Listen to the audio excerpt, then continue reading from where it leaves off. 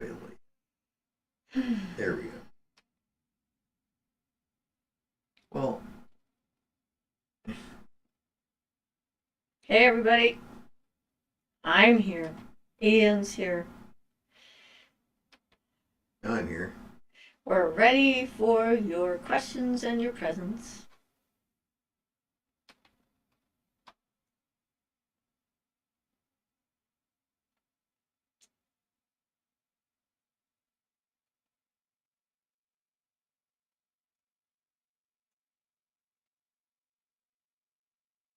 Looks like a couple of people have shown up. Dan. Hey everybody. Hi Dan. And Ian says, blessed be.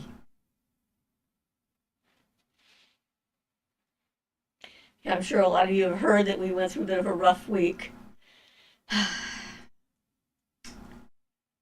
Things happen.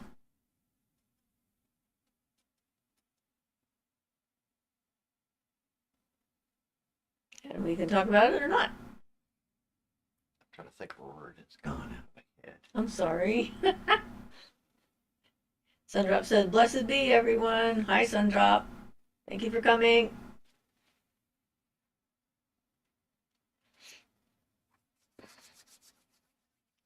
Ian says, welcome. Please feel free to participate.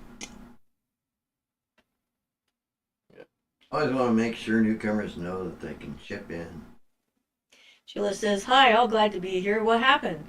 Oh, Nibbler died. Suddenly and unexpectedly. He went to the vet twice last week. He had gotten a hold of a little piece of elastic and it got stuck on his back teeth. And so Monday we took him to the vet and they can't open up a rabbit's mouth, so they had to put him under and took out that thing because he was drooling and all wet and constantly chewing, trying to get that thing out of there. After that, he seemed to be just fine. He recovered really well. He was hopping like crazy. He's jumping from the floor up onto the couch, and he's eating. Everything was great. Got up Friday morning, and something was seriously wrong with him. His life force was barely detectable. He didn't want his oatmeal after I ate, so I knew things were dire. He could hardly walk or hop. So we couldn't get him in to see the vet until 2 o'clock that afternoon, but we did get him in, and he died on the vet's table. They think he had a brain injury of some kind. Don't know if it was an aneurysm or a blood clot or something that seemed to have affected his entire nervous system. And he was fine Thursday night when we went to bed. So everybody here is a little bit stunned at how quick that can happen. And granddaughter was pretty upset about that, to say the least.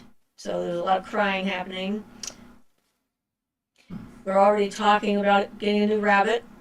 It seems like the thing to do, and there's someone local who actually has rescued a bunch of rabbits. So next week we're going to go and meet with her and have a look at what she has.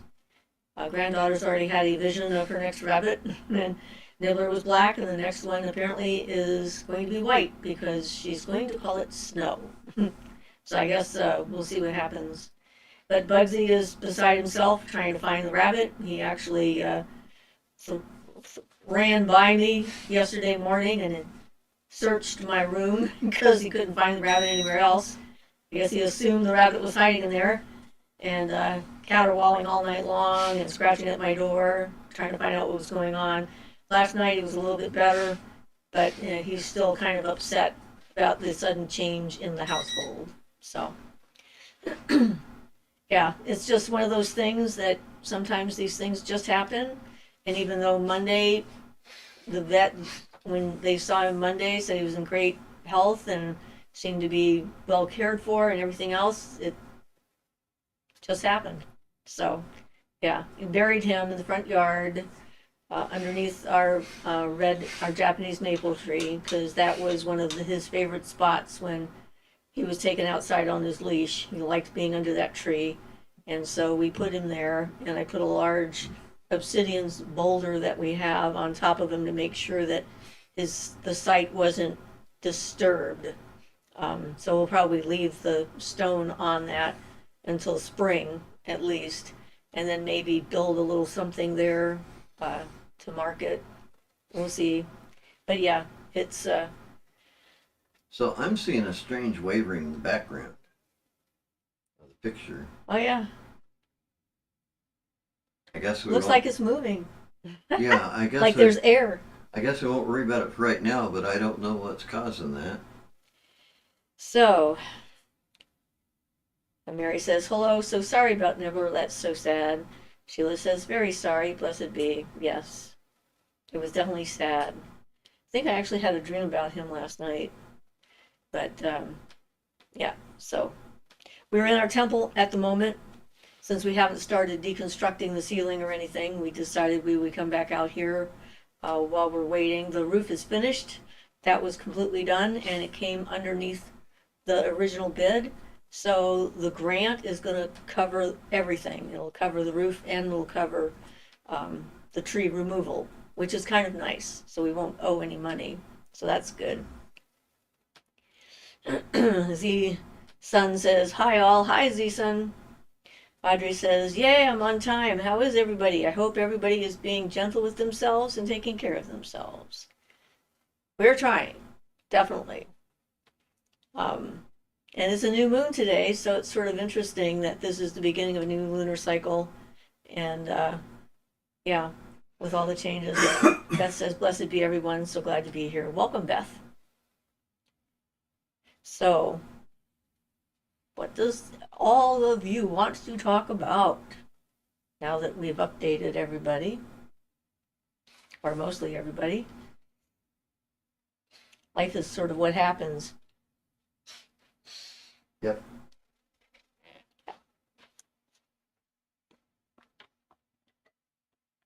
Are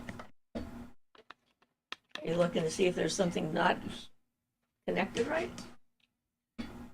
Just go on with the chat. Just ignore what I'm doing. Okay, Mary says, Nibbler had such a nice life with you. That's such a blessing. Yeah, and you know, my granddaughter rescued him from a terrible living environment, and he got to be a free-range rabbit, as in he had the run of the house, and he wasn't stuck in a cage or anything like that, like he had been in the beginning of his life. And so, and he had such a big personality for such a little creature. It's just amazing. Grumpy Al says, could be light reflecting off the wall. If you shine a flashlight on something and view it from a phone camera, it can intensify. Beth says, Nibbler, precious baby. Z-Sun says, what do you think about blue beings? I've had a few. Well, in historically speaking, blue beings are, you know, Hindu deities. They're blue. Show up in dreams. I think that in Hindu mythology, blue indicates enlightened beings. Well, they say that blue is the color of consciousness, and there's definitely a blue being that you meet at one point in Kundalini awakening when you're approaching the crown chakra area. But it could be, you know, that blue light of consciousness thing, or it could be just that the being likes the color blue. Wants to stand out in a crowd. It could also relate though, like if it was a Jupiter being, it might have a tendency to be blue because Jupiter is a color associated with blue. Yeah. Things like that. And it's going to depend upon the situation and so forth, and exactly what's happening and what's going on in your own subconscious in your life.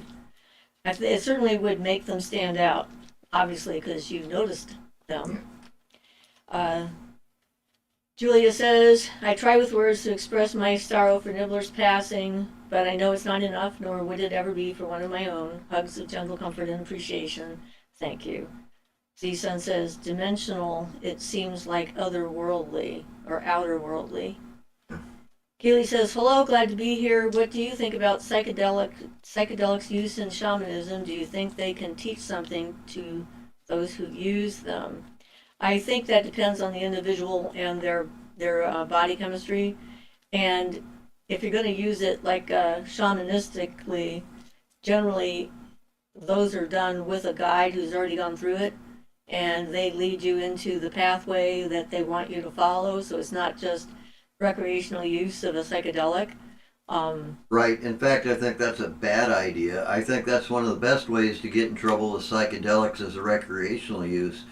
Personally, I think shamanistic approach is a lot better use, but again, it needs to be done with this due precautions and everything that Siofra said. But personally, I believe they can be very useful, but only for certain individuals, under certain conditions, and for certain purposes. Yeah, when I went through my shamanic dismemberment, which is in the reading I've done on the traditions, there's a point when somebody's becoming a medicine person where their soul and their spirit is shredded and destroyed, and then they have to put it back together, which gives them the ability to communicate with and cross to the other side and become a bridge between two worlds.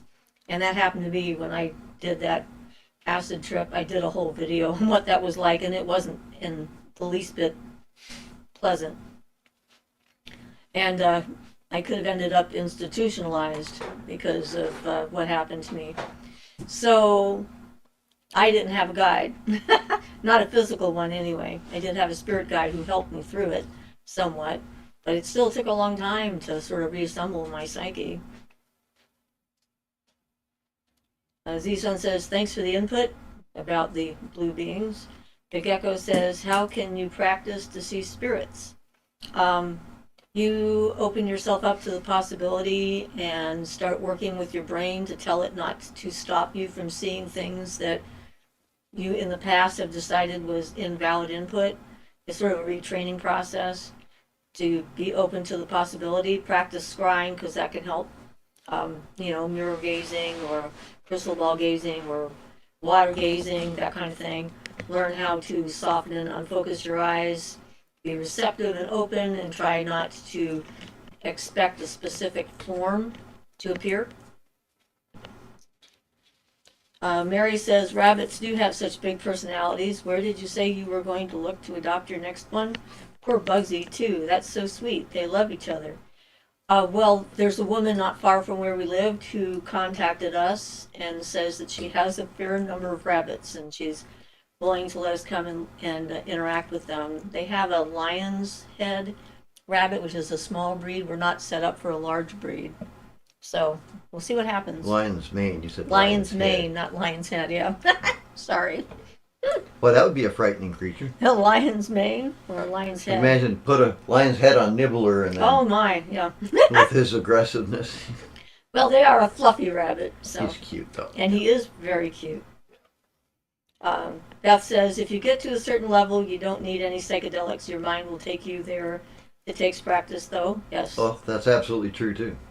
Nat says, LSD is a medicine if it's used on the right person in the right circumstances for the right reasons. Or it can make people completely have a total break with reality and never be able to return. It depends on your personal body chemistry. So always remember everyone is different. Medicine for one person is poison to another.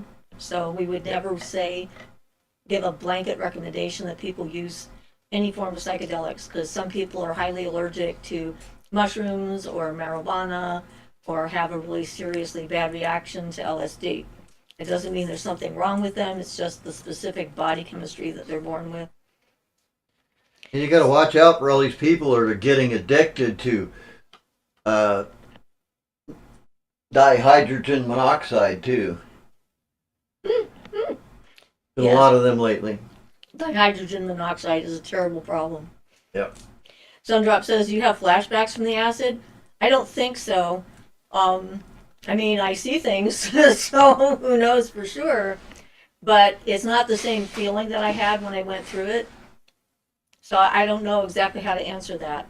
I have more control. I can make it stop if it starts and I don't want to see anything. So I'm thinking it's not like a flashback. I think it's different.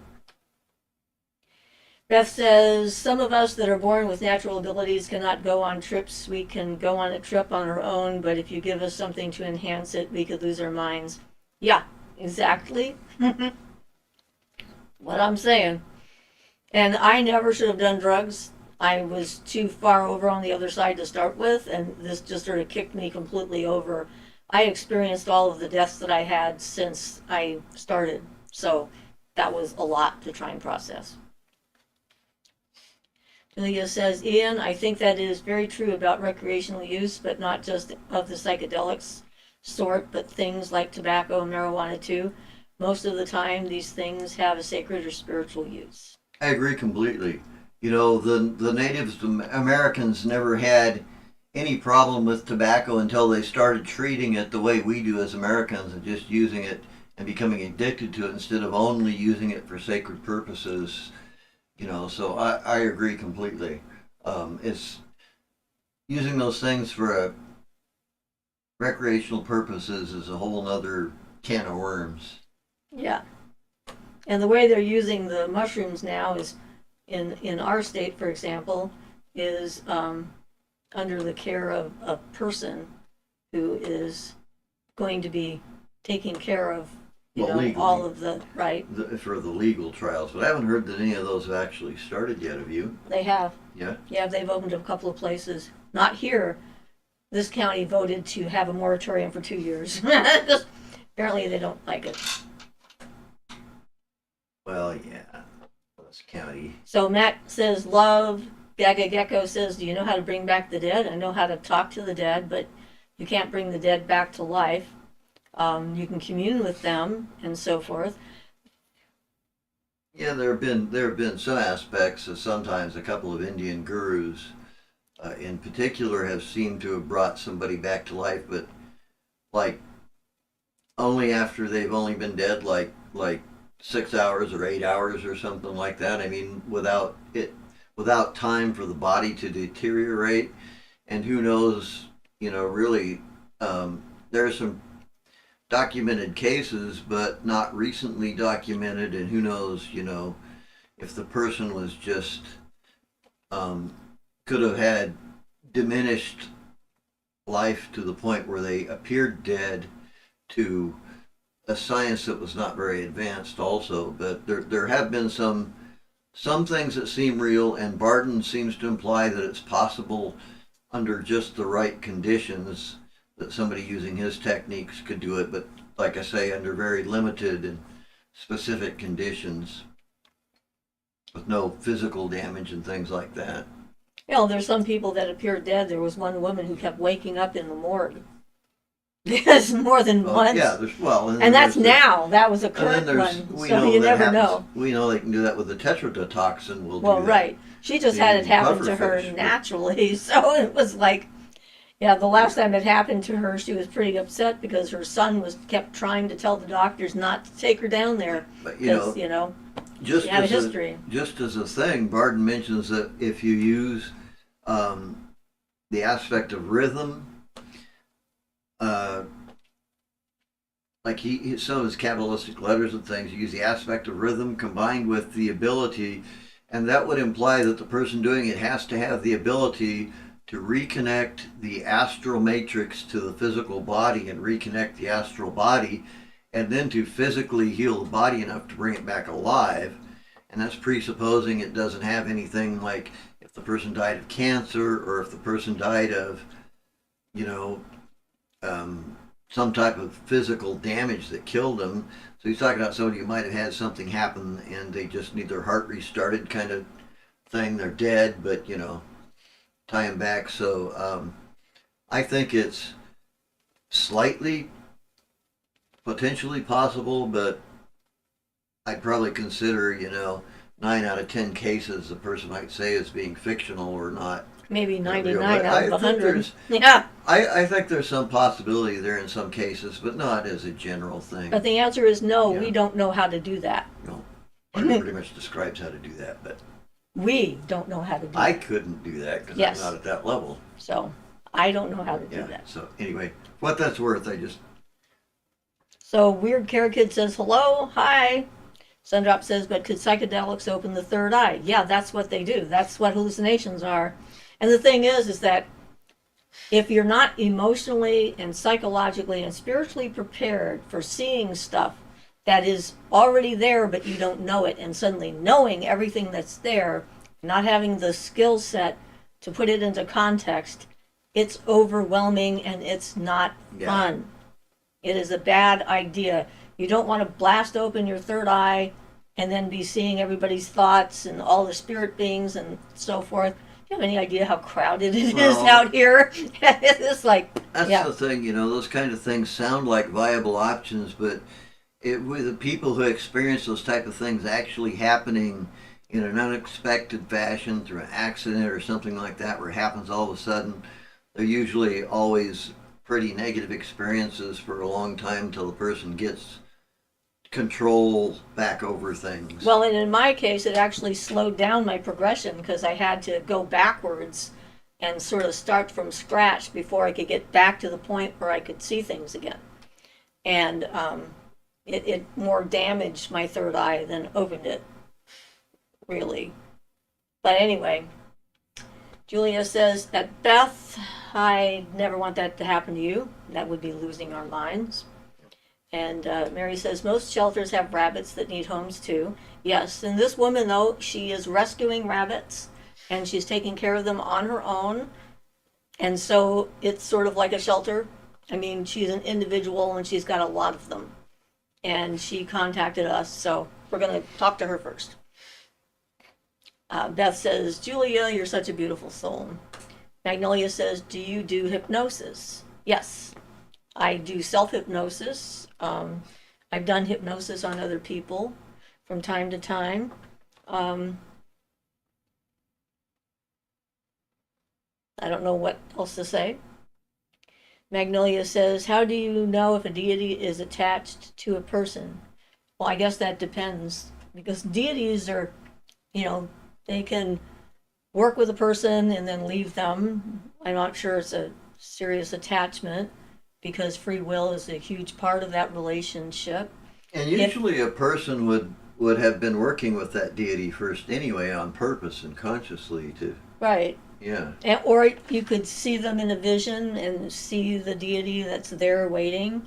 I've had that happen where I've done a distance Reiki on someone and saw a goddess form very strongly and let them know, hey, this particular goddess is there and she's interested in working with you if you decide you want to work with her. So Beth says, funny story, in my early 40s, I have taught several yoga classes and meditation and a couple massages. I come home and there's brownies on my kitchen table. I thought my daughter was being sweet. Oh no. The rest of it is right below there. Yes, I have to get down to there. Well, they kicked in after I got to the store. I was running into everything. I hated the feeling. I kept running into chance I left the cart and slept it off in the parking lot. Needless to say, I found out the brownies had weed and mushrooms and I ate 2 big ones. Yeah, I'm so glad you're okay. So Jennifer says, blessed be, haha, H2O dad jokes. Yeah, I guess that one's getting old at this point, but still. He thought about it the other day. It's still funny. And he thinks it's hysterical. Yeah.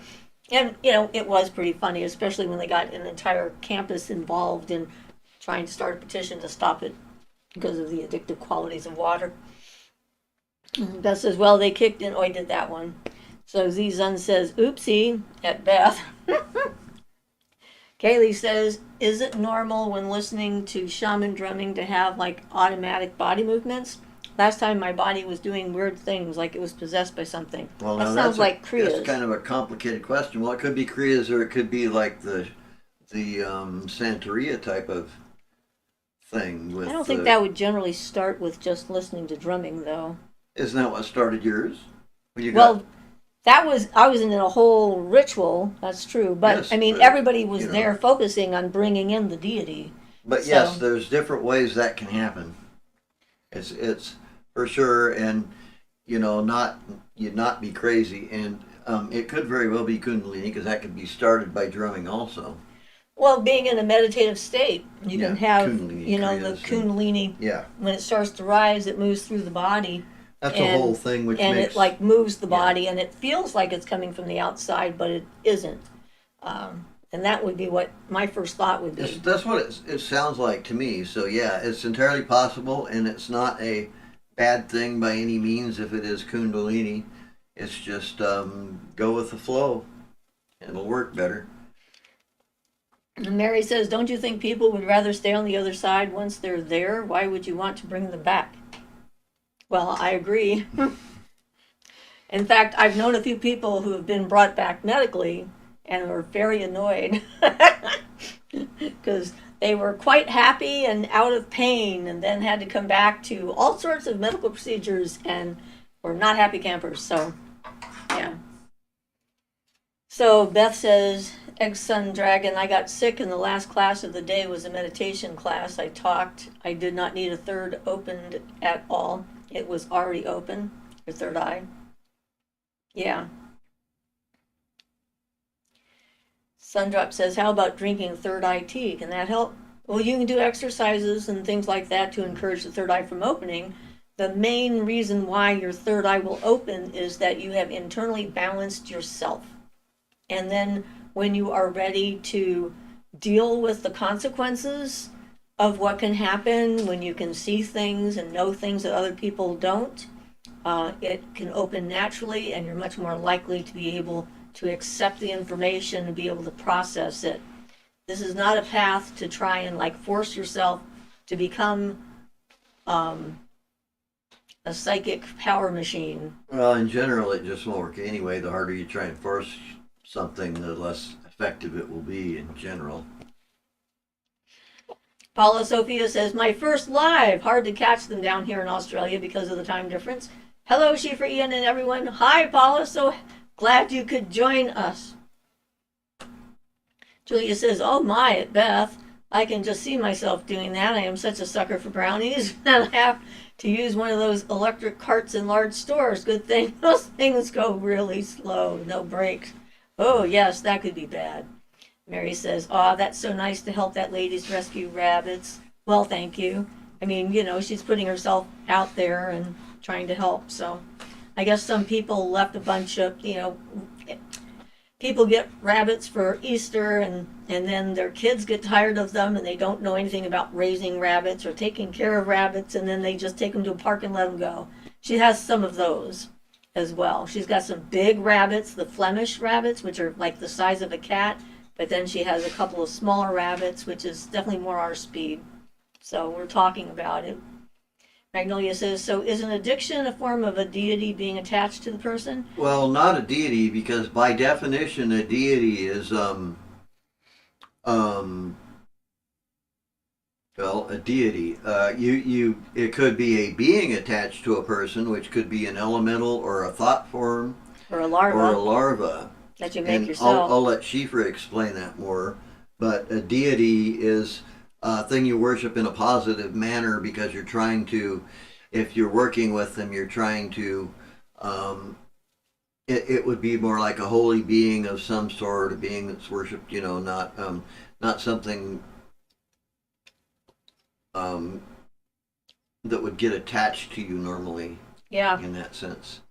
But it certainly could be a thought form or a larva for sure. And Yeah, things then that we become addicted to create what we call a larva, which is kind of like a sub-life form. I mean, it's kind of like a thought form with more oomph. Thought forms are just randomly generated whenever you think something. And it's got a self-preservation instinct, the larva yeah. does. Even though they aren't really alive, they still have a self-preservation instinct. And so when you try to get off of whatever the thing that you did that created them, they fight the process and try and make you stop. They want to get you back on the substance. That's kind of the only thing that keeps them alive, which is the wrong word because they're not alive. But like Ian says, they have a primitive survival instinct that somehow gets ingrained in them. So they're more than a thought form because a thought form, like I said, is randomly generated whenever you have a thought and usually will just dissipate on its way to whoever you're sending it to or whatever you're thinking about. It's not larva, like long lasting. A larva, which they end up being generated by a person's own cravings and things and emotional reactions and things. But then once they're there, and then that survival instinct will make them fight against you whenever you try to end the process that's feeding them. So if you were addicted to alcohol, then when you're trying to end that process and become non-addicted, you'll have to continue long enough to fight off the being that gets fed from that addiction, and they'll eventually die off by not feeding them, by not cooperating with whatever the addiction is. So Gaga Gecko says, how do you make your own sigil and get it to work? Well, I usually don't do my own sigils. I do sigils that have some kind of history to them. And that's more like chaos magic stuff.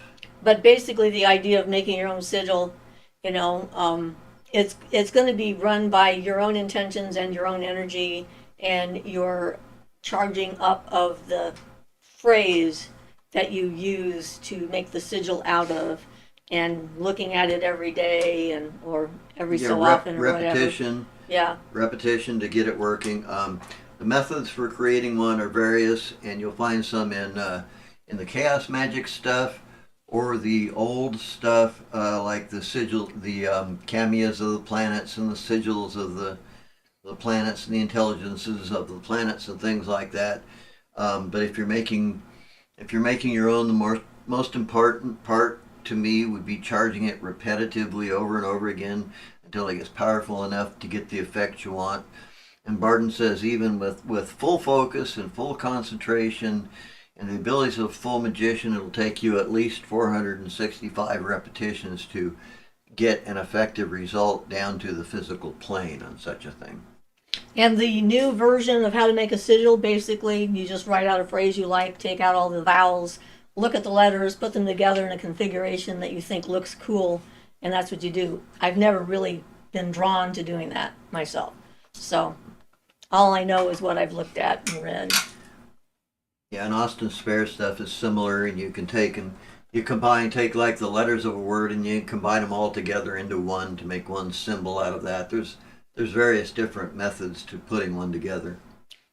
Yeah, the most important thing is not how it's put together, but how it's charged afterwards. And and how your personal relationship to the making of it. Yeah. The stronger of subconscious and emotional connection you have to what you're doing, the easier it's going to be to charge the thing up. So if you take something that's completely out of your culture and has nothing whatsoever to do with anything you've ever done or even looked at, it's going to be a lot harder to charge than something you're familiar with and something that feels like home kind of thing. So that's why you pick what works. Okay, so Beth says, Julia, I couldn't drive one of those electric carts if I had to, and I could use one now on the 7th. I tore my left hamstring and have to see a surgeon. Oh, Ow. I'm so sorry, Beth. That's gotta hurt. Sundrop says, I'm a pro at driving electronic grocery carts. Good. I hate getting hit by them when I'm in the store. Beth says, currently living on the couch, being very uncomfortable, a lot of pain, no drugs at all. I just relax and breathe and work through it. Well, see about sending you some energy to help with that. Z-Sun says, and Beth, I hope it goes well. Kaylee says, do you think that tarots need to be activated by some sort of ritual before they're ready to use? No, but it helps. Again, really, they don't need to. They don't need to, but if I believe in adding everything I can to assist what I'm doing, so it's a good thing to do, but I don't think it's required. Yeah. And especially less so if you've inherited a deck that was used by someone who knows how to use a deck really well and is genuine, not really genuine and able to genuinely use one, then you might be better off to use that deck without any type of charging or anything, depending, But if it's a brand new deck, I'd recommend it. Well, it's a good way to start charging it up and making it yours, a personal connection with it.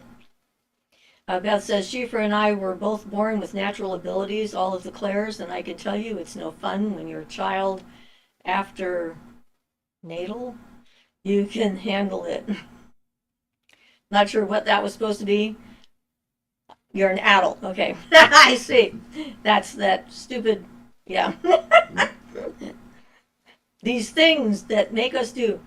Yes, when you're a child after an adult, you can handle it. Yeah, because it's very confusing and whatnot. So you don't want to have them just like pop in. I did all this. Everything I've learned was to be able to survive, pretty much. being me, and figure out how to control it and how to navigate all of the things that I could see and not end up in an institution. So Tammy says, have you encountered people who are only open during tragedy or certain times of the year and other times? Well, yeah, there's a fair number of people that I think, during a crisis, if you have any natural psychic ability at all, that's when it's going to come out, because I think that a lot of the clairs were basically survival instincts that we have sort of left in the past. They were ways for us to know what was going on around us where we couldn't see and so forth, to keep us safe, warn us when an animal was coming to eat us or what have you. And I think that is still there, and oftentimes crisis seems to activate that. And for some people, it gets activated and then it stops, and it goes away, because then, they don't want it. And for other people, it might activate and then stay. Certainly my childhood was a huge, giant activation platform, considering. And that's where I got the idea that that's how that can happen. Not just how I was born, but also the environment I found myself in. So Beth was saying that you're an adult, yes. Gageko says, I want to be a psychic power machine so I can have more control. Get more control, and then when you become psychic, you will. Well, yeah, taking control and getting control of yourself is the best means to achieve those psychic things you want. So, yeah, start with control yourself. If you really want to get those abilities, if you work on self-control, you will get them without having to focus specifically on them. They'll come naturally as a result of your self-control and balancing your elements and things. So that's the best way, if you ask me. Now, if you haven't done the internal work and you don't, you don't know what your subconscious and your unconscious are up to, they're going to short circuit your progress. So that's the approach. As you go down into there, you do the shadow work and the emotional work, the therapy work, the getting to know yourself, learning to control your own thoughts and feelings and energy, and working things through that are going to try and block you. Then, when it happens, it'll stick. So, let's see. Beth says, Beth says, We're Perfect hates me. And Beth says, Tammy, yes. Then they go back to their old programming. Yes, she has also encountered people. Scott says, Word perfect. I can't believe that still exists. You are dedicated. That's true, but the people who learned how to use that with all the keystrokes and things, boy, they do fast. You had to learn it well, but it really worked. Beth says, Gageko, be careful what you ask for. It is a road of extreme responsibility and care. That's true, definitely. And it's not all the glamour, glitz, and zap that people think it's going to be. There's a lot to it. Z-Sun says, my ZS is a sigil. Julia says, oof, at Beth, again, I send my best wishes for your health indeed. Mary says, hello, Australia. Z-Sun says, of my own, that is. Yes. Beth says, oh, thank you, I accept it with humbleness. Yeah, we're going to send her some definite energy. Paula says, hi, Mary, from Australia. Beth says, oh, Siofra, you look beautiful in black. Thank you. I like black. Blair says, can you make a video outlining the step-by-step of what you recommend someone do to start their witchcraft journey? I know everyone is different, but in general, I have videos out there. So you think you're a witch or you want to be a witch, how do you start? And I have a whole playlist on basics and information and so forth. We've got over 400 videos on our channel. So yes, there is step-by-step instructions. You just have to dig them out. Mary says, a book I read about tarot suggested when getting a new deck, look through it and shuffle it and get a feeling for the cards and then sleep with them under your pillow for 3 days. Sounds like a good approach to me. Yep. Keely says, thanks for answering my questions. You're welcome. Blair says, thank you. I'll look it up. Yeah, there's a lot of stuff that we have put out. So we've been doing this for 4 years, I think now. It's about when we started. And Trying to so, do one a week, not always succeeding, but most of the time. well, I really wanted to get the basics out there because, especially if you want good foundational information, there was a lack of that, in my opinion, in what I saw and what I came across and so forth. And so I decided it was a good idea for me to just put that out there so that people could have a resource. And it's always fine for you to ask a basic question too. Right. Well, and you have to watch out for some of the resources. Part of the problem with that is not that there wasn't like lots of books and things available, but a lot of them are like collections of formulas that are like by people who don't have experience with them. A lot of people can collect lots of information and put it together and make it into a book, but it doesn't mean that book is a valid expression of their personal experiences at all. Yeah, there's actually a lot of cookie cutter books out there. There are some fake authors I've heard about. I don't remember who they are right now, but they'll put out like 20 books in a year, and maybe they're being helped by AI. I don't know. But anyway, so Blair says, thank you, I'll look it up.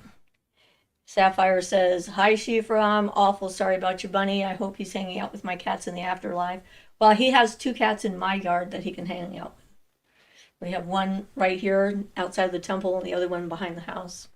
And he's in the front taking care of that. It's kind of a shock when it happens that fast with no warning, because he was fine the night before. He was perfectly fine. Absolutely a happy bunny, and then bam, overnight. Yeah.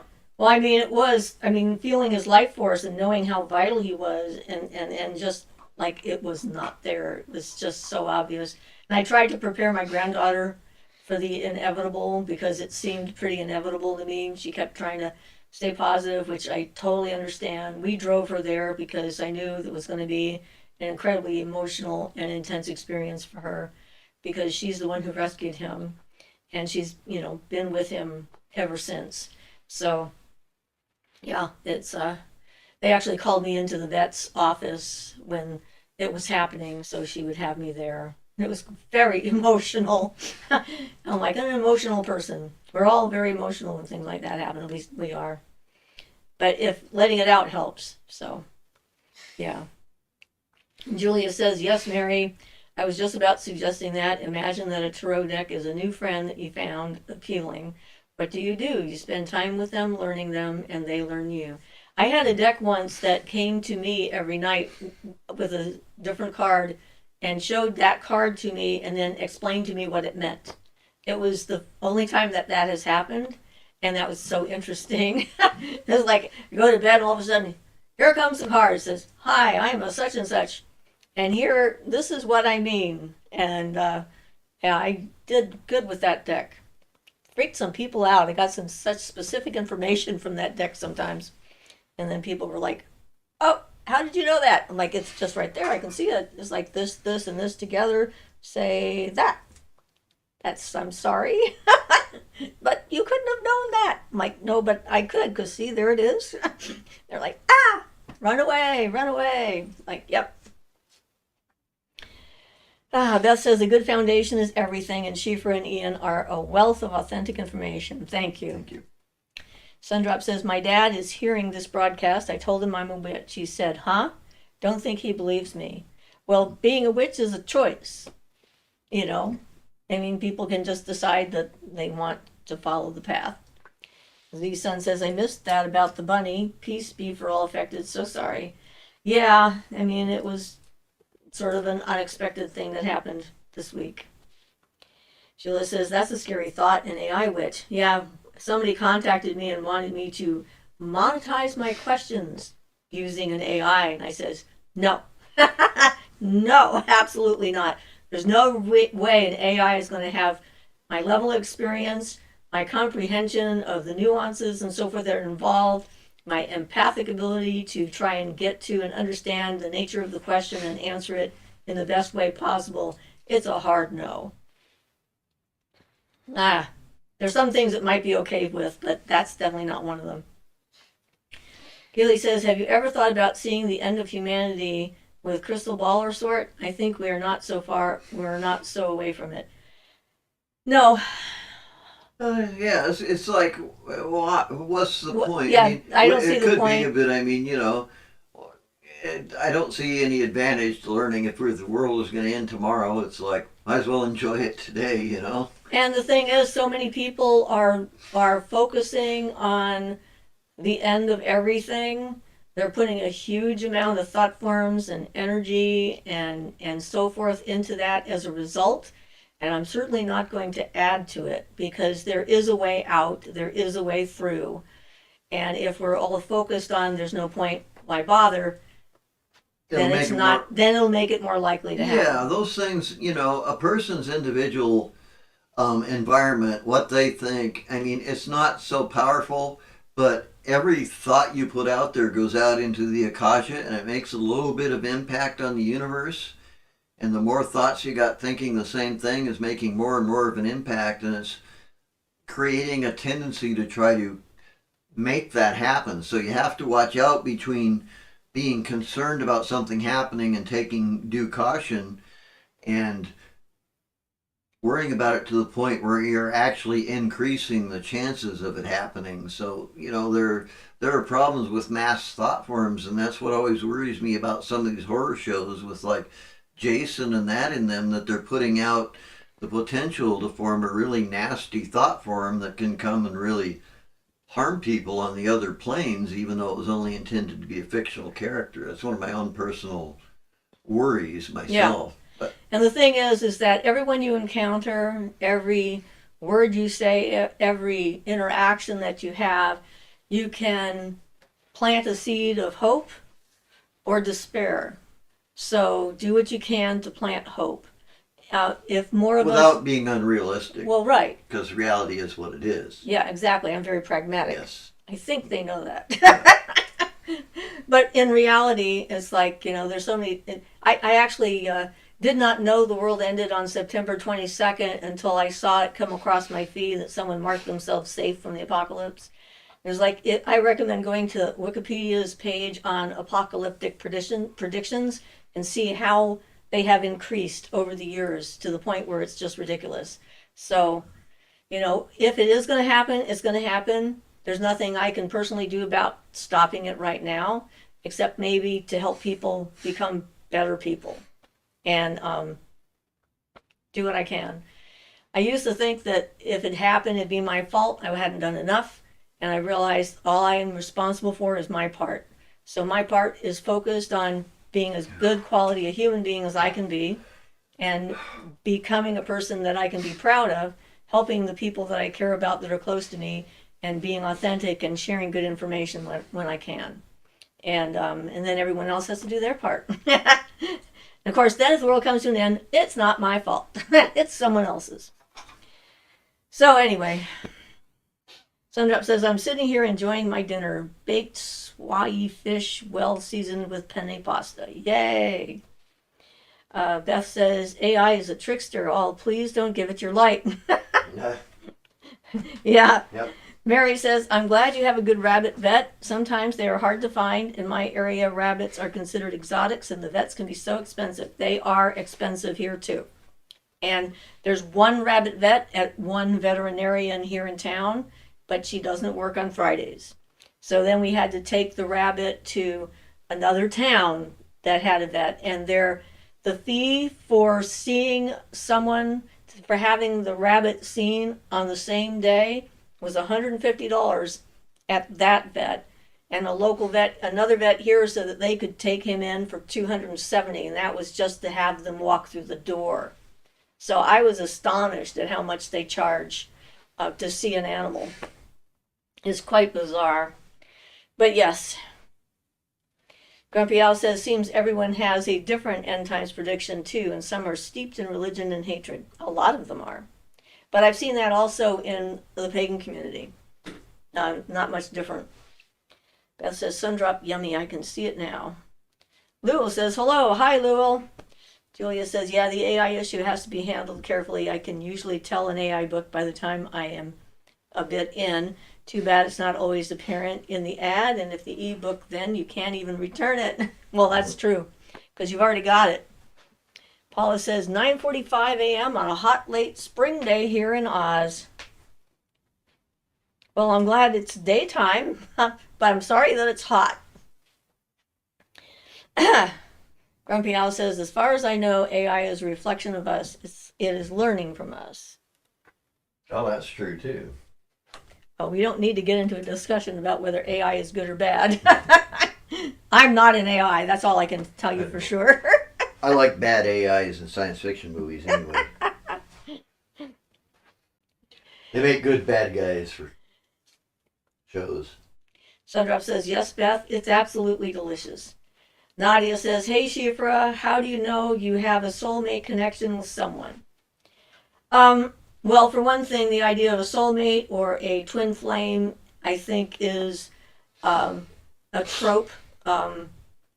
You create a connection with someone. You either have enough things in common or you don't. If you don't have enough things in common, no matter how you think you feel about a person, it's not going to work. And you have to remember that they have the free will to decide they want to engage or not, even if they were a soulmate. You look at a relationship chart and you've got the two circles. Here's you, here's someone else. You don't want to have everything completely overlapping because then there's just nothing going on. You're just like the same person in two bodies and there's really no spark. You want to have some differences, but you want to have the core values the same. If your core values aren't the same, you're going to have a contentious and chaotic relationship. And then it's not going to go anywhere, even if you think it should. So I look at the emotional and mental stability of the person and how they present themselves. And if they change personalities on you, if they're different, completely different with other people than they are with you, there's a lot of red flags. That would be one of them. If they're too controlling, that's a red flag. If they're trying to convince you to do something you don't want to do, that's another one. So, when Ian and I met, I knew he was the person I wanted to be with. I loved his heart energy. I felt it. And I was just happy just be with him no matter what happened and for as long as it was going to be. Took me longer to figure it out, but that's only because I had all my shyness and social issues in the way. So we've been together now for 32 years. And, every day is an adventure and every day is an opportunity to learn more about each other. And we love each other more than ever at this point. So that's, we've just been growing closer. He said something really sweet to me in the beginning. He says, I couldn't even have imagined someone like you. You are so much more than anything I had in my head about what I would want. That's absolutely true. And so, getting together with a genuine individual is quite remarkable. And don't have too many expectations of what's going to be right for you because there may be a magical, wonderful, mysterious thing waiting out there for you. And if you have your sights set too rigidly on one narrow thing, down. You may miss all the joys of that. I'm so happy with Siofra. I couldn't have imagined. Especially thought it was never going to be me. I had too many social issues and, I was just going to be alone for the rest of my life. So Ruth says, hi all. Hi, Ruth. Lewis says, I am human too. Good. Angelica says, hi. Hi, Angelica. Mary says, I'm sorry, Siofra, that sucks. Exotic vets charge so much. I'm glad to hear it's not just this area because I've thought in the past they were ripping me off, but I guess it's not just me or this area. Well, I think part of it has to do with they can't really examine a rabbit without anesthetizing it if there's anything going on in the mouth, so that makes it a little bit problematic. And I guess they're somewhat fragile creatures, so I don't know. I did not know that. Magnolia says, how do you remove an emotional larva? I got one in my intestines. Well, try and find the source of the attachment. You can do a candle, write it down on the candle, and try and put it into the candle and burn the candle down.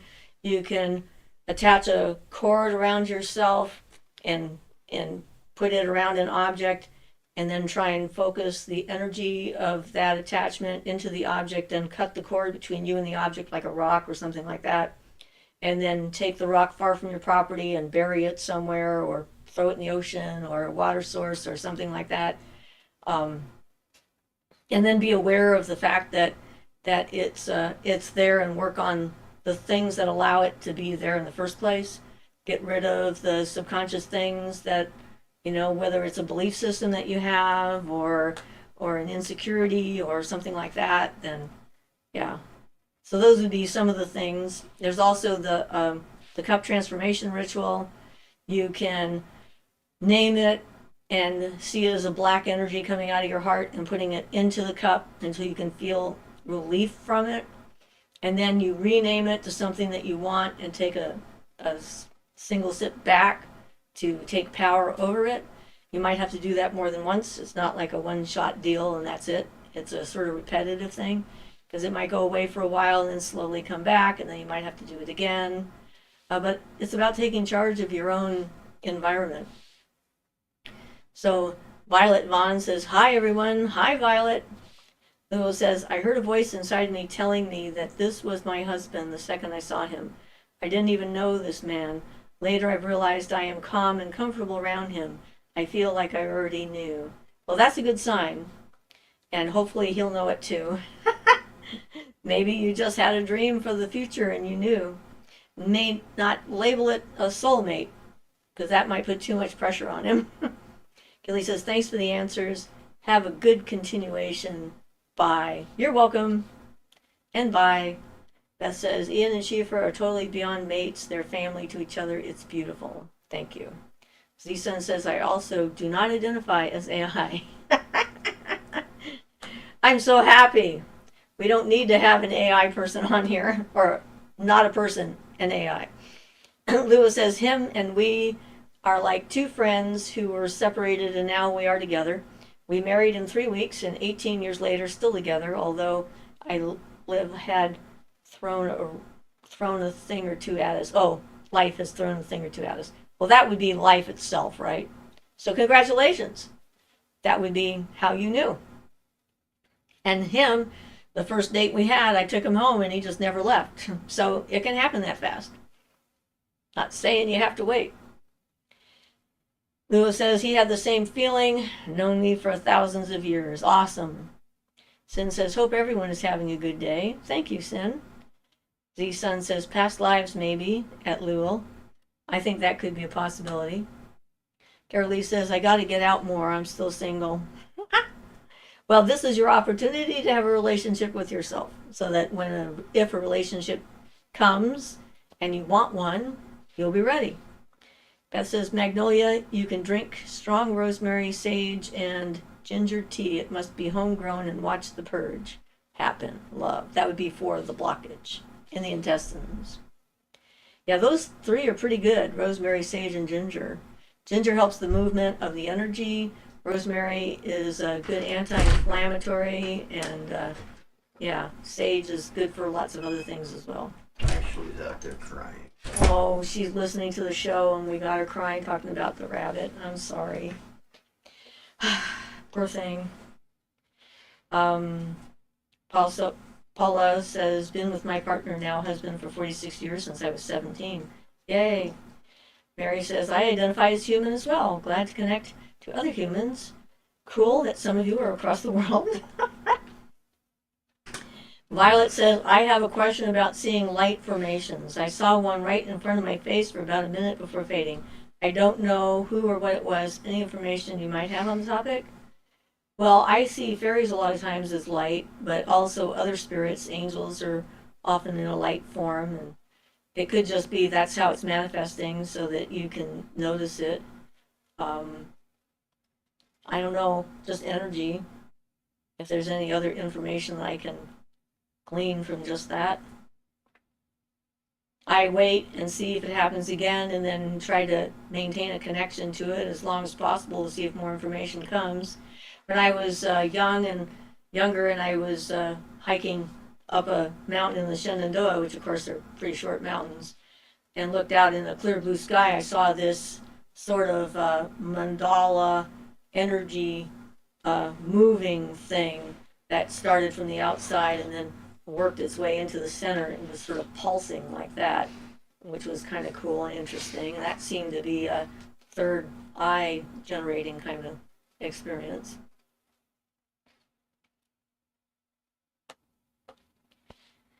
So I guess that's all I can say. 'Cause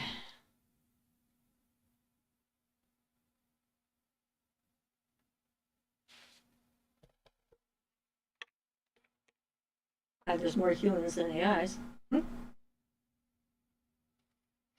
Well, some people I'm still not sure about.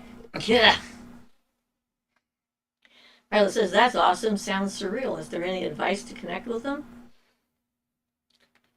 Stay neutral, keep an open mind, and passively engage.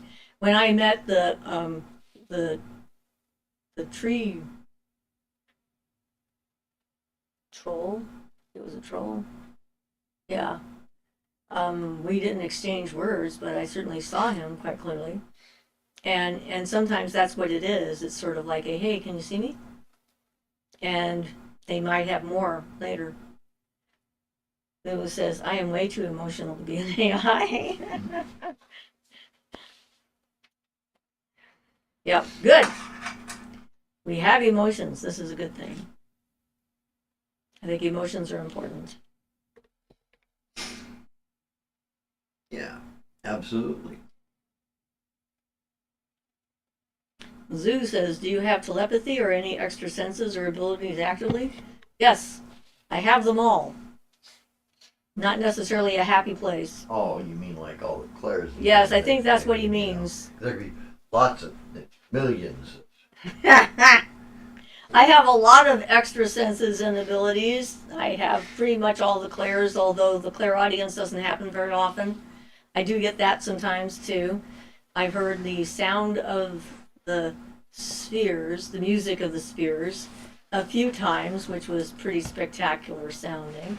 I have heard music when Ian has been working with his Kabbalistic letters from time to time. Sometimes I hear them coming back, or I hear a music that's generated because of them on the auditory senses. I do think that's interesting, though, about you hearing the Kabbalistic things at times on the other planes. Yeah. And beings react to them sometimes too, other beings. Yeah, they go like, hey, whoop, what? Yeah. Beth says, the neighbor lady viciously cut down the rest of the evergreens behind me with a dull blade. Oh, I screamed and I cried harder than losing a human in my life. Spirit is telling me to build them an altar. I'm sorry. That sounds terrible. Julia says, oh, I think that computers are emotional and can react to a stern telling off coupled with finger wag and a pointing to the electrical outlet. Well, boy, I sure wish How that about worked. threatening them with a cup of water? I wish that worked for me. I wish. If only. And Beth says, I could send a video to Siofra's Facebook. They were my friends. Yeah, if you wanted to. Violet says, I hear music too. It's the most amazing experience. I wish I could record it. It's so angelic. Yeah. Beth says, I could hear them screaming, and that's not fun. I went to 3 different protests at the Nevada test site in, I guess, the 80s. And at one of them, we were the night before the event that was starting, the protest was starting, they had already planned a hydrogen bomb test, and they were kind of annoyed that we were going. And so they moved the test up and did it the night before. So I was laying in sleep in the hotel when the blast came and woke me up, and I felt the earth screaming. I didn't get any sleep the rest of the night. I was just up quietly crying, trying not to wake everybody else up. But it was pretty intense. It was 75 miles away, and it was a severe shock to my, very traumatic to my entire system, that a single bomb could make that kind of a impact that far from where it went off. So yeah, I understand.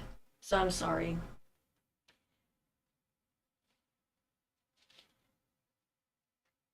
Lewis says, I have clairaudience, but I wouldn't admit that in real life. Sue says, what about telekinesis? Not on purpose. I haven't moved objects with my mind on purpose, although some objects have come back to me, and I'm not sure exactly how that happened and whether it was generated by me or not. Although this wasn't quite telekinesis, I did keep someone from falling down a flight of stairs that was too far away for me to reach. And what I thought I did was my astral arm went out and grabbed her and pulled her back, and she felt my hand on her arm, pulling her back, even though I was like 10 feet away. And she had already started to tumble, and she was already at an angle when I did that, and that worked. So I suppose that could have been telekinesis. I had a levitation experience once. That's when you're meditating in the middle of the night and it's dark and everything's totally quiet. You're quieting your mind and everything is silent, and suddenly the temperature is changed enough to make a bottle right in front of you make a loud pop. It was a metal container for mineral spirits or something. I guarantee you, if something startles you that much, you'll levitate briefly. Yeah. It won't last long, but I must have gone 3 inches up off the floor. I kept thinking in my office, because I could find sore spots, trigger points on the top of people, and they would literally flatten out. They would shrink and become flatter. So I kept thinking if I had one on the bottom that they would float up trying to get away, but it didn't happen. I was disappointed. But you never know. It could be. Sheila says, have you heard the term strange attractor in relation to spiritual things? I haven't. Have you? No, that's related to quantum mechanical things. But, That's a quantum mechanical thing? well, strange attractors, but yeah. Ah. But no, I haven't. I haven't heard about it in regards to anything other than particle physics. Taylor says, hello all. Hi, Taylor. Zoo says, I think that's called jumping, mister.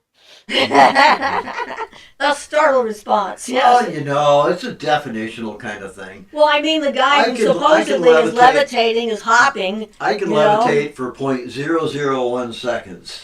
There's videos of yogis that are like hopping like crazy, and they call that levitation. Well, yeah, there's a whole story behind that, but that's another thing. Yeah. Okay. They said that's the preliminary stage to actually levitating. I see. Grumpy Al says, my stepdad had moved an object with his mind when he was an adolescent. He's also able to watch bullets all the way till it hits its target, too. Not sure what that is. That's a time dilation thing. I've had that kind of thing happen when I'm about to get into an accident or potentially an accident. It's a very strange sensation when that happens, because like I was going 40 miles an hour. I had a car pull in front of me less than 20 feet in front of me. And during the time I had to get from where I was to where they were, and I could see their faces, it was like the car that they were in. I was heading straight for the driver. And it was an old station wagon, and his wife was in the front seat. He had 2 kids in the back seat. And I thought about trying to put the brakes on and dismiss that idea, because I would hit him. There's no way I could stop. And the only thing I could do was move my wheel around him. And I probably missed him by a few inches and then went back into the lane. But I had all of those thoughts. I could see each one of those thoughts. And it was like, I didn't have time to think those thoughts. So it's really interesting when that happens. That says the root screamed out a distress signal to the other force beings in our neighborhood. This is not going to work out for that woman, and I love my neighbors. She cut them down for no reason. Grumpy AI, it's a gift that he's not recognized before. Grumpy Owl, I think she was going to say, not AI. Violet says, if someone astral projects, is it possible for another entity to try and take over the body? This is my biggest fear, but it might just be from Insidious. There is a potential for that kind of thing. If you're completely and totally unprotected and inexperienced and so forth. But, I mean, if you're practicing your magical path and you've got, your wards up, then it's not going to happen. You don't have to worry about it. And, if you have a strong sense of will and so forth, And if you mental travel instead, there's a lot less risk. Of any kind of risk, yeah. I mean, I had something try and take over my body when I was a teenager. And that was, at the time, not scary, which was very weird. And we're talking manifested a fire and all sorts of things, and literally pushed me down into the mattress of the bed where the springs were making noises under me and so forth. And I just knew what to do, was to lift my head and show that my will was stronger than it, and then it all went away. I actually thought the house was on fire because I woke up before it started. And I woke up with a weird smell, rolled off my back, and then all I could see was fire. So the fact that it didn't scare me scared me. I mean, that happened and it was pretty intense. And I got up and walked through the house and checked the house to see if there was a reason for the weird smell in my room. And we had a fireplace downstairs and the smoke was just going straight up the chimney and the flue was open, so there was no reason for that. And then I went back to my room and went back to bed and went to sleep and woke up in the morning and freaked out. In fact, if I might add a little bit to that, in addition, there's an aspect that Martin mentions whereby you take your mental and astral body out of one of your arms and then you let a being come into that and use your arm for automatic writing. Yes. Yeah, more control that So way. not exactly, taking control of your body, but giving up control of one arm for the being to write with. Sue says, have you ever smoked DMT or eaten psilocybin? I've never done DMT. I've had mushrooms. But I wouldn't do them anymore because I am too close to the other side already. I need to stay grounded. That's one of my biggest challenges in this life, is to not leave before I'm ready. And I had a near-death experience a few years back where I kept going into the light. I went into the light 3 times, and my angels kept bringing me back. And the last time they brought me back, they told me they couldn't bring me back again. So I had to make the choice to stay here. So yeah, that's definitely not something I would do. Beth says, sorry guys, WordPerfect hates me. Violet says, what are wards? Are they similar to sigils? No. They could be a sigil, but no, wards are more like a psychic protection, energetic system. You can have it, it can be like a spirit being, it can be the circle that you cast, it can be a god that is working with you.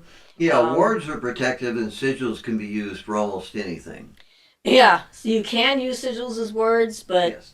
and I had a funny experience. Somebody contacted me to do a distance Reiki on her, and the first time I did, she'd neglected to tell her guardian, her personal guardian, that she'd invited me. So I had to basically validate my permission slip to be able to do the healing that she had asked me to do. And it was pretty interesting because she got that too. She says, oh, I forgot to tell them that I invited you to come in. So I was quite impressed with hers. It's like, that's a good thing.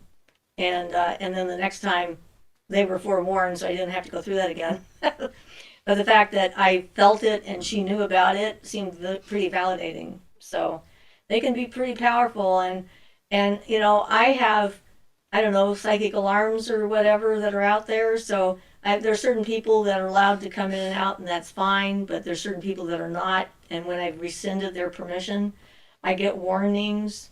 I had one person try getting through my wards in the mental plane and the astral plane, and thinking that she could sneak in when I was asleep in a dream or something like that. But it didn't work because I had my alerts out.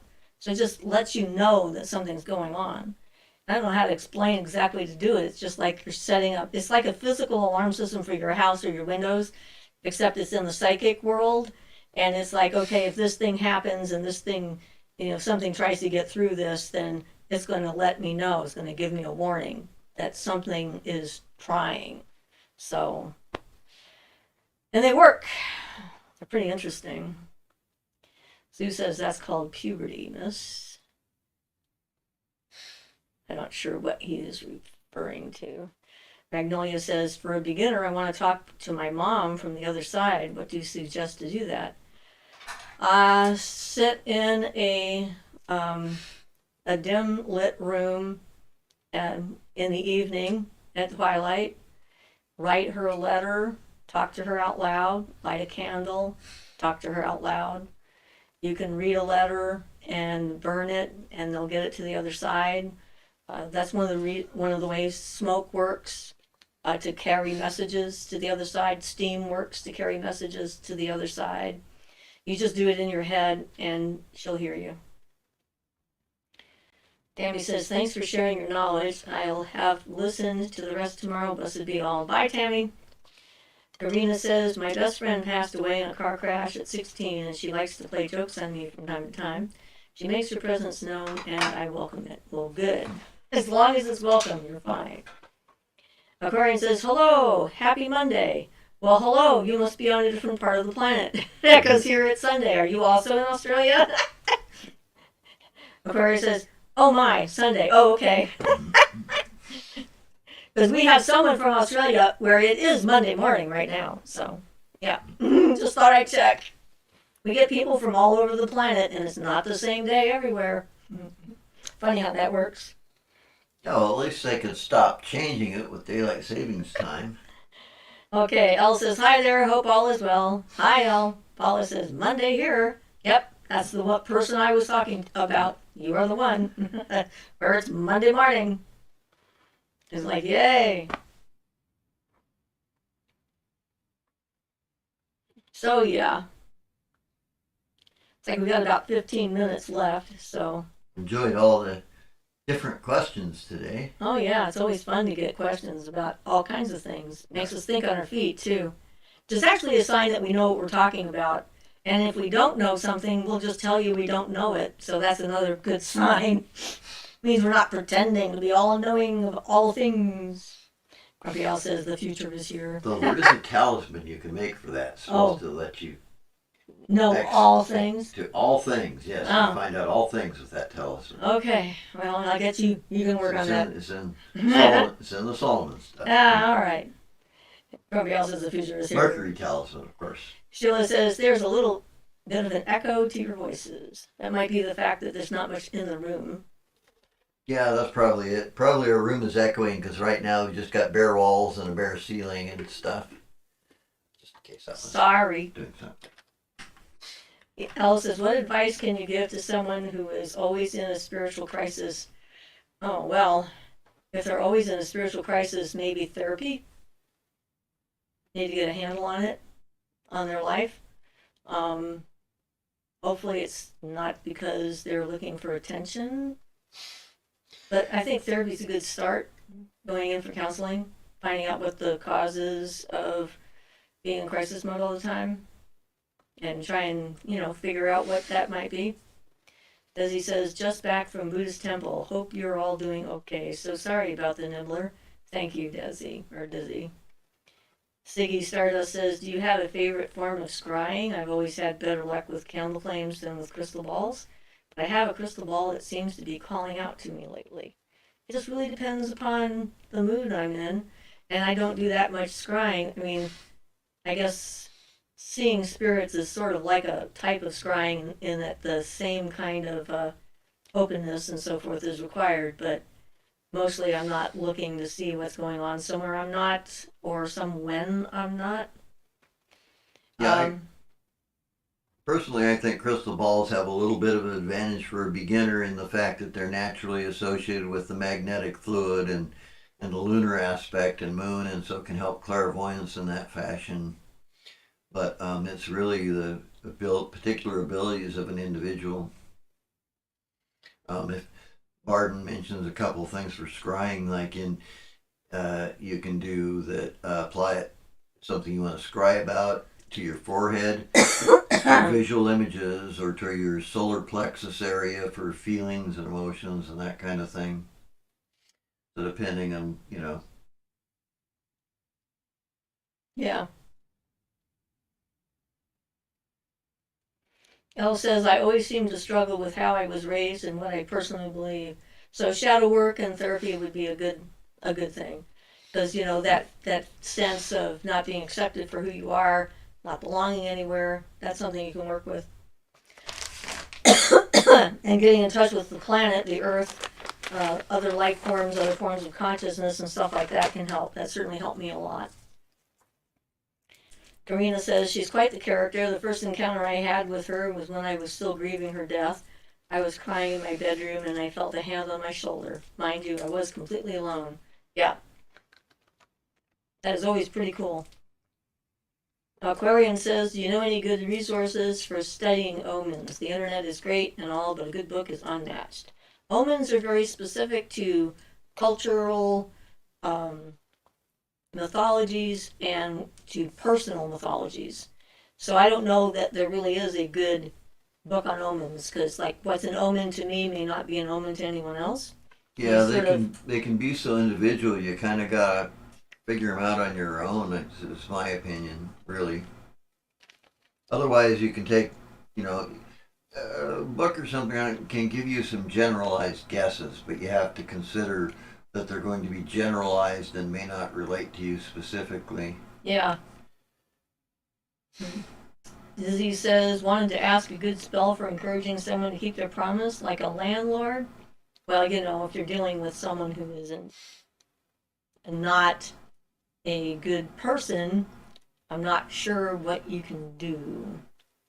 I mean, if they're a liar and they like to break their word all the time and they're only concerned about themselves, I don't know, you might try something like a honey jar and try to make them feel inclined to be good in your direction. And the other thing is, to whatever method you use, you might also put in the aspect of awakening their conscience, uh, so that they'll be, their conscience might be bothered if they don't follow through with their promise, that kind of thing. But that only works if they have a conscience. Well, yeah, if they can be aware of it, because that works through the Akasha. Right. So, yeah. Sundrop says, can you use steam in a spell in place of a flame? Yes, but you need to have fire in order to make steam. So, you will still need a flame of some kind. Or like a hot plate or something. Right. But you could use a hot plate and heat it up in order to make the steam rise. Sundrop, another option you might think of is to learn to learn the pentagrams. So you can use the pentagram of fire, being a non-physical form of fire, and use that to invoke the fire, astral fire and such, and not have to have a physical fire at all. So you can put it into the fire element and use the fire element in that sense with just by using the proper pentagram and charging it. You do it. Jay says, hello, Siofra. Hello, Ian. Here for the last 15 minutes. Hi, Shay. Hi, Shay. Dizzy says, don't forget do-it-yourself rainbows to send loving energy to animals in transition. Cool. Lugo says, perhaps legal advice for dealing with landlord.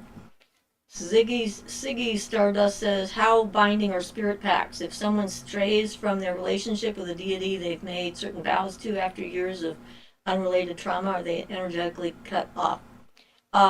It really depends upon the relationship. If it's with a god, usually you don't have consequences except that God doesn't want to work with you. And usually you don't have a pact with a god either. Exactly. Because a pact implies that something is required of you to fulfill your part afterwards, and gods don't usually have that. Gods are the deities. They don't have the pact where it's not a trade where I'll do this for you, but then you're going to have to work for me for 500 years in the afterlife.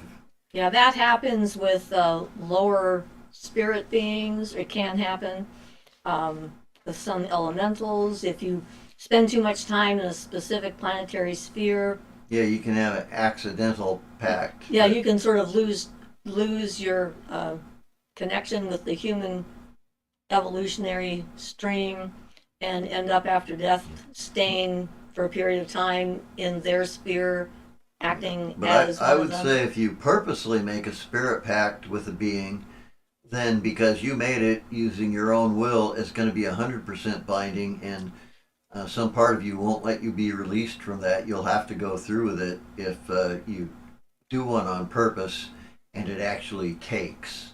Because depending on the being, a lot of them, if you tried to offer them a pact, a lot of the beings would just reject it, knowing it would be too harmful to you or your karma. Right. Depending on whether they're a positive being or not. A negative being would be a lot more inclined to just take it, but even they have their limitations on how much damage they could do to a person through a pact or something. So there are some cases where even a negative being would reject a pact. Dizzy says, I have several brown house-shaped candles. Well, that sounds promising. Magnolia says, thank you. It's my emotions. Okay, good. It's good to know what they are. Sundrop says, oh, okay, thanks, Ian. Aquarian says, okay, I'll have to reflect on it. I've been receiving something, but I can't make heads or tails of it. Magnolia says, Beth, thank you. Dizzy says, my landlords are from India, but not sure what region, not familiar with the pantheon there. Maybe Kali would help. There's a lot of Christian people from India, so them being from India may not actually give you as much information as you'd like. If you know that they are Hindu, then finding out the region might be helpful, and certainly Kali is forceful. I've worked with her. Oh, and just a little bit more for Siggy Stardust that I wanted to add to that. If you actually make a relationship with a deity, it's probably not a pact, and most of them will be fine. If you just suddenly stop worshiping them or whatever, usually it's a like, okay, fine type of thing, unless you're dealing with a specific deity, usually of a pantheon, like one of the voodoo deities or something. Sorry, it's a long and tough subject. Really. Oh yeah, it is. Yeah. Beth says Magnolia hearts. Julia says at Aquarian, Siofra is so right about omen specifics. I've almost never benefited from books on omens. It's almost always just a gut feeling, a sense of what is being communicated, which I find right. And me, I get most of my omens as they are in dreams. So sometimes though you get like signs and they're just obvious. And you just go like, oh, okay, let's see, that happened 5 times in one day, so yep. That's definitely communication. Yep. By the way, Siggy, I've been meaning to re-download that album. Ziggy says, I appreciate your answers because I've been worried about it and it's hard to find in-depth information. You're welcome. Yeah, that's one of the, out of all the Bowie albums, I think that one's my favorite. Basically, I made oaths to these deities as a witch, just to honor them in my life. Well, that seems pretty broad. Yeah, hell yeah, rock on, David Bowie. Yeah, and you make your oaths like that, and generally it's the thing is going to be, if you feel you're breaking the oath, if you feel you're breaking it, then it's likely it will cause a problem with your magical authority. So that would be the concern there. Not that anything would happen to you immediately, but that other beings might take you less seriously from then on. Yeah. Things like that. There can be those types of consequences. Probably not. Probably not in your case, but. Gabrielle says the Navajo talk about a soul eater. It recycles lost souls back to the source, basically. The thought is scary. Yeah, it does sound kind of spooky. That says, I love your necklaces, Siofra. Thank you. Karina says, I do get signs at times, mostly repeating numbers again and again. Yeah, and the signs that I've gotten have been so blatant and in my face, like the roses that I kept getting when I was getting the job I needed to become a massage therapist. Story I've told. But yeah, just paying attention to your environment and what's going on around it. Information can come in so many different sources now. Yeah, and information's coming to you. It's generally going to come in form that's meaningful to you. So omens and that are really more what's important to you and what has a meaning to you, and not just a random thing. If that, I don't know if what I was trying to say came out. I think it did. But yeah. Okay. And like we said earlier, it's definitely individually specific. Yeah. Google says, I prefer not to make promises to humans or anyone else just in case I can't fulfill them. Just try to build an equal relationship. Well, yeah, and when, like Ian was talking about, your magical authority, that is the one risk for sure. But you can make up for it. Like if you feel like you have dishonored them or something like that, you can sit down and have a conversation with them and say, hey, here's the deal. Here's what happened. And I don't think I can do this anymore because I'm not in the right place to be able to make a commitment, or I'm going to try again, or, something like that. Because deities are generally not so hard-handed, heavy-handed. Right. Like I said, there's specific pantheon deities that are supposed to be said to be Well, right, those are the orishas that you have to feed, and things like that. Yeah. there's only certain things they like, and if you don't give them what they like, then they get mad. If you give them something they don't like, they get really mad, you know. But we're not working with any of them ourselves. Right. Sarah says, I saw a squirrel leap across the road in a hilarious way. I was thinking about my spouse changing jobs. It was telling me to tell him to take a leap of faith. Awesome. Cool. And me, you know, if I make a magical promise, I like to try and keep it. But I'm human, and sometimes things happen. So it looks like our time is up. Sorry about that. I hope they didn't make a loud noise in the microphone. I bumped the bag there. Oh, okay. Aquarian says, thanks for the wisdom on omens. It's given me a lot to think about. Yeah, so I guess it's time for us to go for the week. And certainly you can contact us through my email, shifersmagicalcove@gmail.com. And when people send me questions and I send them a long and thoughtful response, I appreciate them letting me know they got the response, and they appreciate the fact that I spent my time and energy sending them a response. So if you're one of those people, send me back a response and say, hey, thank you. Doesn't have to be big. Yeah, so, and some of the necklaces that Jacqueline gave us are still on my Etsy site, and you can buy them if you'd like. You can send me a friend's request on Facebook if you haven't already. It's Siofra Bradigan. And we've got the Schieffer's Magic Alcove private group on there where we're just talking and sharing information and so forth, not all about me. All right, guys. So thank you all for being here. We really appreciate it. And we'll see you next week. And Ian's got a video coming out in a couple of days on enlightenment. So be prepared. Karina says you're so appreciated. Thank you, guys. We really appreciate it.